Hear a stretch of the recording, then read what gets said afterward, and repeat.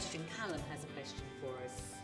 What is the panel's opinion on Michael Gove's actions last summer and his apparent recent U-turn? Changes last summer involved the scrapping of the modular system and returning to the big one system at the end of the year. His U-turn has now changed things again to a mixture of both coursework and exams.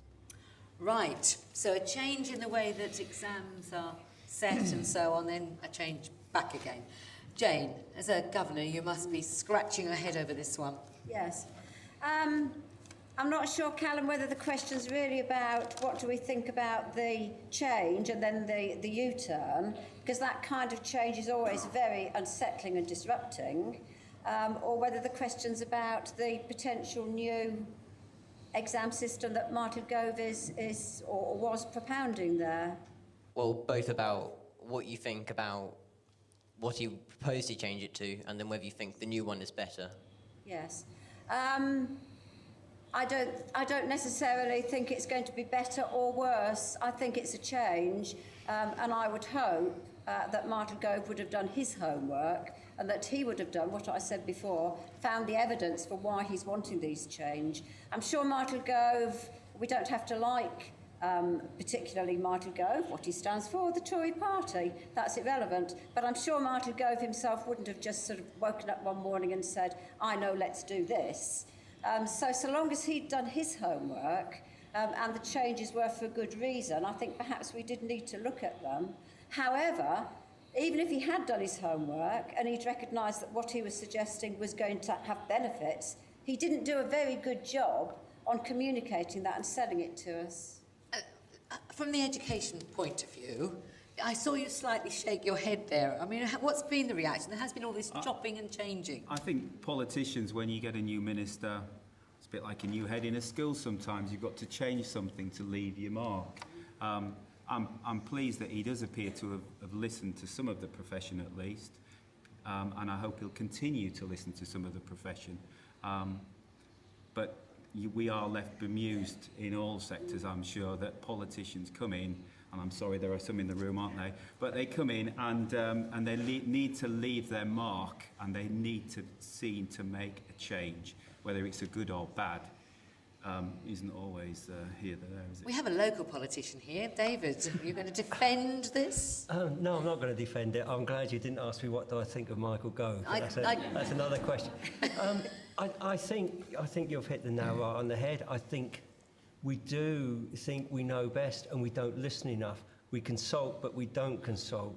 We consult because we're told to, but we don't listen.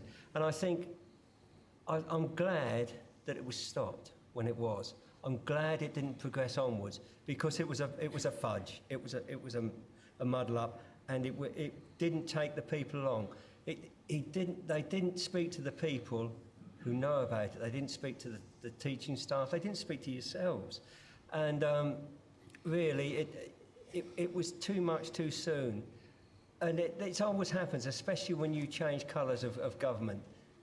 You know, whatever the previous government's done is wrong. It's totally wrong, and we've got to come in and we've got to change things. We don't always have to change things. You know, quite often, you know, people have got good ideas. It doesn't matter what colour rosette they're wearing. You know, they're all the same. They've all got children. They've all got this. So, you know, let's go on with what I do think is I think that every student in the country should take the same exam. So you don't get different exam boards. So it's a you know a level platform right across the board. But I do think it should be a gradual process. You should have modular bit because there's nothing worse than that. When is it? May, April? You take your exams. You know, it's just a memory test. A lot of it, instead of working your way through it. And if you've got a fantastic memory, you're going to get great results. You might be useless at the job you're applying for, but you know you've got a good memory.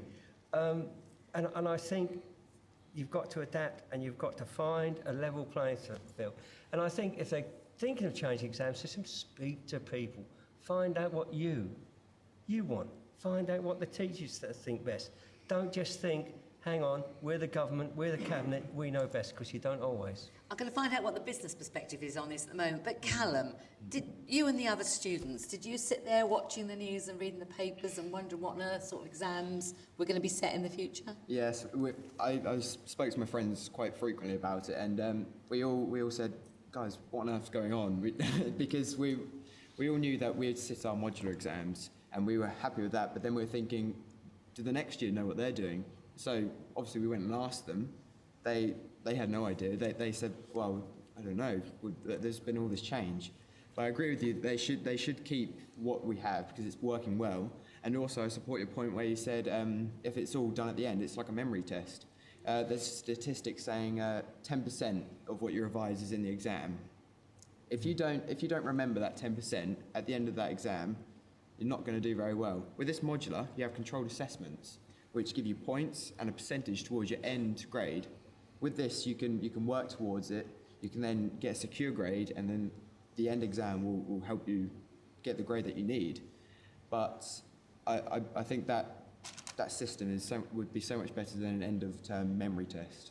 Ken, I'm going to ask you about this and exams because you we saw you saying on the film that actually the more important thing is personality. I understand the pressure that youngsters will be under at 16 and 18, but curveball here, exams have a finite time frame. There comes a point at which those exams, frankly, those qualifications aren't relevant anymore. And that's about growing up in life, and that's about developing those life skills and employment skills for later on in your careers. What those qualifications do are they give you tickets to a different level of aspiration, perhaps, at the time you're entering the workplace. What they don't do is give you the right to a better job, more progression. That's got to be earned in the workplace. And what earns that is your drive and your wish to develop yourself on your performance. Yes, there's a starting block, but let's not get too het up on the fact that throughout people's lives, life is going to throw a whole series of curveballs at you that are going to alter those plans. How many people now go to work and have a job for life? I'm not sure that exists anymore, but 35 years ago when I entered the world of work, I thought I had a job for life, and that 15 years later turned out not to be true. So life is always going to throw these tough things at you, and you will get on having got that first step on the ladder on what you then deliver. It's not a passport to your ongoing future life. That has to be earned. I used to say to my sons when they were taking their exams at school, I used to say to them, it's a means to an end. You get a grade to get to the next thing you want to do. And that when you're 40 or 50, nobody ever says to you, what GCSEs did you get? Because it's no longer relevant. Do you think that's a true thing to say? Absolutely. But it is about opening the doors, isn't it? You need the qualification so you have a choice. But once you're in an organisation, it's all about you. Absolutely, no doubt about that. And Ollie Paul said, didn't he, from Suffolk Food Hall on the video, that sometimes it's the sort of the lads, the ones with the personality that you can mould and develop. We've actually heard from parents, we've heard from students, we haven't heard from a teacher yet. I think the next question is going to come from a teacher. And yes, over the back there, thank you. I'm not sure, is it Mr. Hall or Mr. Day? Mr. Hall. Mr. Hall's helping us, thank you. Do you think that teachers and students deserve more say in how GCSEs are structured? Should they be consulted more as they are the people who are most affected? Can I ask you what your answer is to that at the moment? Would you like to be consulted more? Whether exams are linear or modular, I can see good things, pros and cons for both of them. I came from a system where it was all linear, and I've been teaching in a system that's become increasingly modular. Callum is right, I think, when he says that every so often, if you're periodically tested, it's perhaps a fairer system. I've got mixed feelings on that one. Mixed feelings. Let's see what the panel says. Do you think teachers and students should have more of a say? If we can keep the answers fairly brief, then we can get to some more questions. So, Jane? Yes, I think teachers and students should always have more of a say. I think we should all have more of a say in anything that affects us. and the way the exams are formatted is going to affect teachers and students. So yes, absolutely. I don't know if anyone's going to disagree with this, David. No. Well, I think I said in my last answer that, you know, let's speak to the people that have to deliver and have to do it. They're the kids are the ones that have got to take the exams, so let them say what they expect from it. And yes, without a doubt, it goes without saying. Yeah, I'm sort of hearing that what the students are saying to us is you would prefer modular exams for lots of reasons against a linear exam. Now, if you ask a student, therefore, which do you want, and there is a strong preference towards saying, yeah, look, the modular exam, frankly, gives me a better outcome at the end of it, it's a bit like asking turkeys to vote for Christmas, isn't it? That nobody's going to vote for the perceived harder exam route. And I don't know that, therefore, it's the students necessarily that know the answer to that. It maybe should be listening more to the professional education of people. Do you accept that, Carl? I can see what you're saying, but I must disagree, because after all, it's their lives which are being kind of put on the line there. Because, like you're saying, it's a ticket to the next step. If people are then going to go into the workplace straight after school, then I think that their education and their grades that they get will be very important to that next step. So I understand what you're saying, but I would kind of like to see it as the students have their say, so they can get the education they want, so they can go into the workplace. But if you look at the basis that an exam has a finite length of time where it is relevant, so long as, and the point was well made, that everyone has sat the same exam, and that cohort across a number of years have one way of measuring performance, then when we are considering how well people are doing, we're measuring against the same base.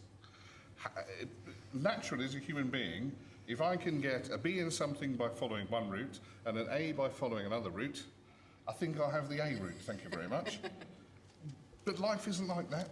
Sometimes we just have to make the most of what we've got and do our best at applying that.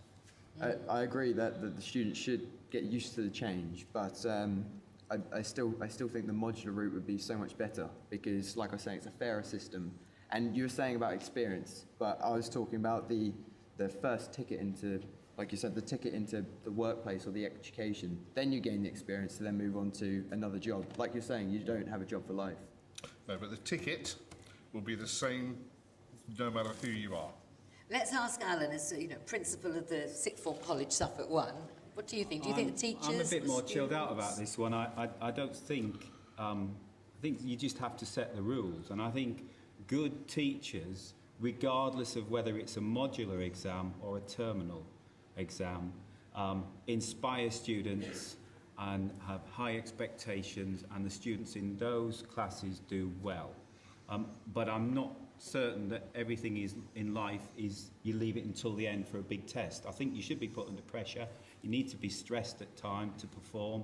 But for me, the workplace, and I didn't go straight into teaching, and I do try and engage with business, they don't seem to have everything. You do everything and then it's one great big test after 2 years. There are big assessments, high ticket, really important, but I think the world of work is more modular, personally, Ken, and I'm not certain that this old-fashioned, we'll do it all at the end of 2 years, is mirrored in the workplace. No, Surely it's about I performance week in, week out, and appraisal and continual assessment to make sure that youngsters are doing well. No, quite agree. In work, you're assessed on everything you do every day.